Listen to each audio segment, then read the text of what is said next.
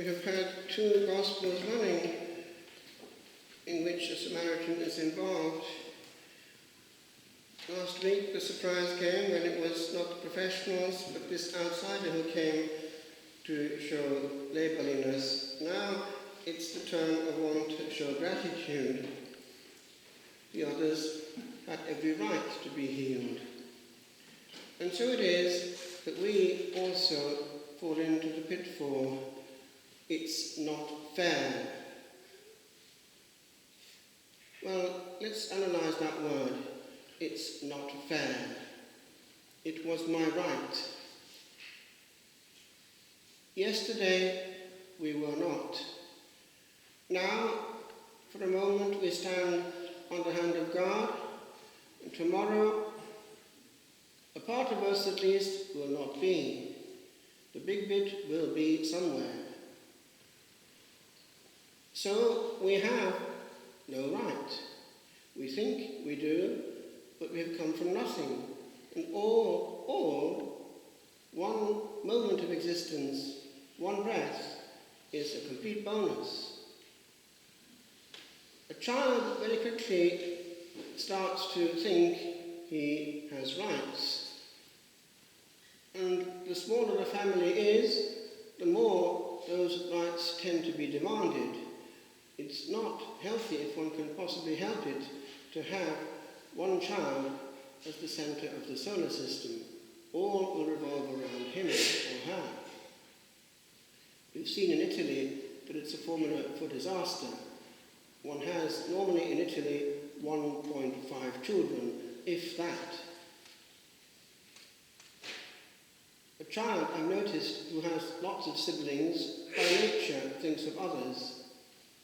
Indeed, one of my novices had around 11 siblings, one of which was an identical twin, and he always thought about other people. He was the last.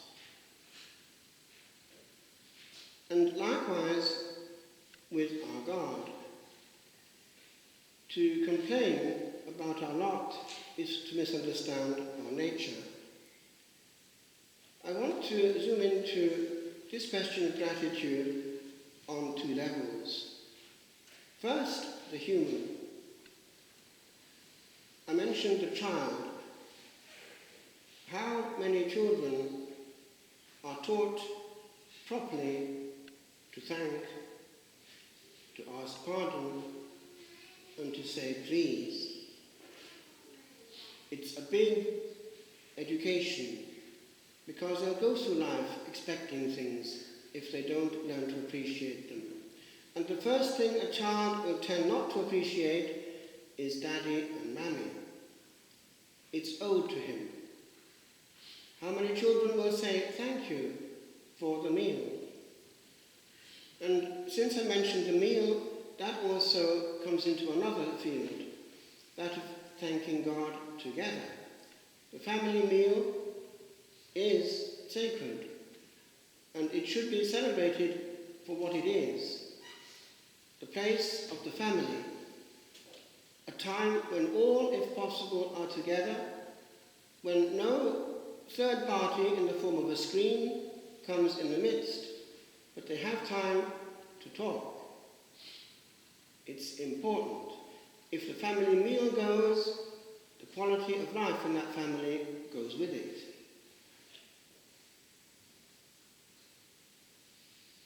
And with regard to gratitude, it's something also that is a fundamental part of our attitude to anyone who does us a favour. We, if we're not careful, get used to people being kind to us. Now, it's actually quite nasty when people who have been looked after well at one point take so much for granted things that they actually start to complain. There, they've acquired false rights and have become unpleasant to boot. And so, let us go through life always aware that we must say in some shape or form thank you for everything that we receive from others. Now I zoom into the vertical hold. I want to compare two types of soul. The soul who, in his relationship with God, treats him as a slot machine. All his relation with God is in view of getting things from him, and no thanksgiving or praise ever.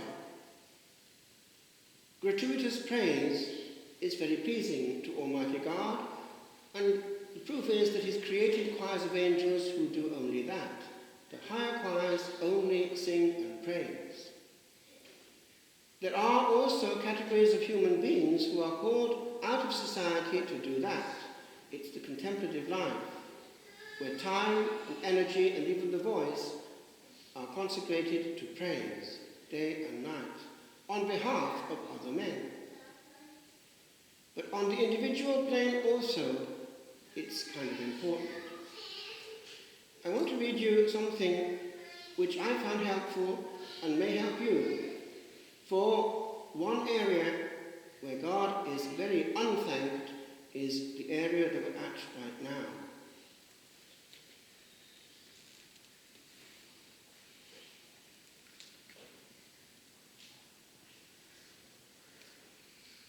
I mentioned before how this mystic soul who is still alive in Colombia, Catalina, had an experience of Holy Communion when, having returned to her pew, the Lord allowed her to hear the prayer of the person before her. It went like a shopping list. And the Lord indicated, after he had given her this strange audition of the interior prayer of this other good lady, but that's how, over the planet, he was treated, massively. People used him, but they never actually, at Holy Communion, praised him, gazed at him, and let him minister to them. It's a huge defect. And what is worse, that sacred moment is now being crowded out by being made as short as possible. And all kinds of things happen even before the post-communion prayer. So that nuptial moment for the people of God has become, to all intents and purposes, functional, and even at times profane. But also he gives us a teaching through this interesting character, Catalina, about his desire for those who receive him. Because if it's not listened to, our ingratitude will lead to hardening of the heart. And we will have that same attitude towards him as perhaps we have also to each other. We don't stop to thank and to keep company to our friend, to have quality time, eyeball to eyeball. And it's been a huge victory for you know who, that immediately after Mass is over, people now talk in many churches. Indeed, I have noticed that in some places, even when they are coming up to receive Holy Communion, they are whispering to each other in the line. Now what's going on there? There's a total disregard for the Lord of Hosts, a complete lack of deep faith, when no preparation whatsoever is happening in the immediate, and accompanied with that, the way that casually it happens, oftentimes with grave sin unconfessed on the soul. And then what happens? With the Blessed Sacrament still there in people's hearts, other people, charity so-called, is more important. And moreover, a high proportion of communions on this planet, alas, are made in sacrilegious mode. People hardly ever going to confession when they need to. So it's bound to lead to a dysfunctionality on the level of the organism. I mean the interior organism of the heart, the soul. God being wounded in his act of love. It's like the kiss of Judas. So this teaching comes to us, which I want to quote because it helped me and might help you as well. She asked the Saviour, "Lord, truly, how long do you stay with us after communion?" And he must have had, as it were, a reaction to smile, because his answer is this: "All the time that you want to have me with you. If you speak to me all day long, offering me a few words while you are doing your chores, I will listen to you. I am always with you. It is you who leaves me." I learned that very early on in France, in perpetual silence, that when Holy Communion was received in the morning very early, because of perpetual silence and because of the empty stomach, one felt, one knew, one sensed, and one accompanied the interior guest all morning. It was the contemplative mode being actuated, the presence being felt and lived and acknowledged.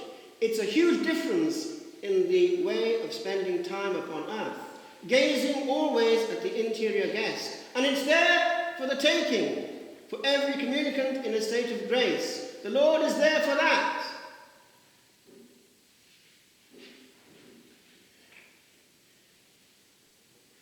You leave the Mass and the day of obligation ends, and worse than that now, it ends already on Saturday evening, so as to have a free day on the day of the Lord.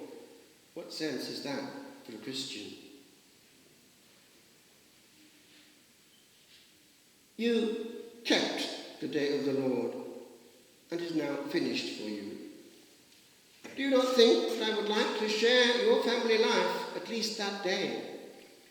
Now, the Sunday of a Christian family should be different from that of a pagan family.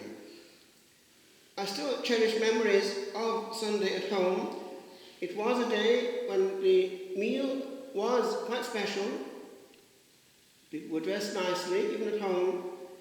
And the ambit was different, because we'd always been taught that we did not do other things on a Sunday. It's going back to the Wales that I grew up in. And moreover, we had a treat on that day only, that we children could stay up a little later that night to do something that we all as a family like to do together. The old black and white television, which eventually came into our house, but not for a long time, Dad wasn't too happy about it, was there, and we were allowed together to try and solve the mystery of Perry Mason on Sunday evening. And I'd be sitting between Dad's knees by the fire, and we were all agog together. Now, do you see that word together is the bit that oftentimes is missing now in family recreation. Give the children a machine that keeps them happy, a screen that keeps them happy, and each child is in his bubble, and nothing is together. Think of that at Christmas when you buy a present. It's far more together to play Monopoly or something, together. In your home, the Lord goes on, you have a place for everything and a room for each activity. A room to sleep, another to cook, another to eat. Which place have you made for me? It should not be a place where you only have an image, which collects dust all the time, but a place where at least 5 minutes a day the family meets to give thanks for the day and for the gift of life, to ask for their needs of the day, to ask for blessings, protection and health. Everything has a place in your home except my presence. And children pray very well from the heart. Give them an intention or whatever in a decade of the Rosary, and you will be surprised. Take God, take Mary seriously, and they do the same. Educate them by the way heaven is handled. I make a jump. Gratitude for one day. Yesterday, I happened to be giving Holy Communion to somebody, and his wife afterwards told me something. A lovely lady, and she was showing me pictures, and I asked her what happened to your father, and she calmly said he was working in the gypsum mine and blown to pieces. He was 32. Ma'am was pregnant with her 6th child.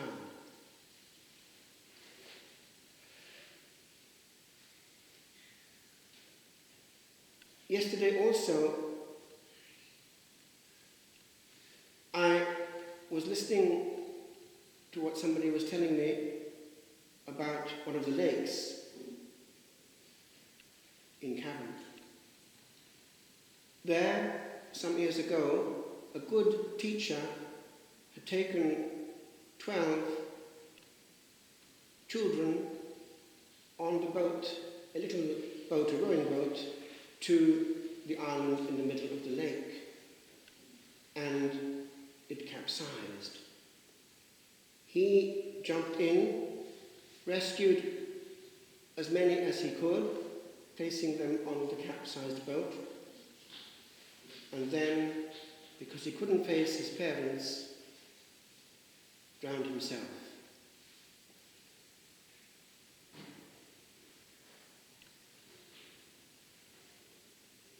Just as I was coming, I was passing the place where the bus had that terrible accident some years ago. Those children are no more. Ask the parents. Now, we take things so for granted, forgetting what actually being alive is, and what it would mean not to be alive suddenly.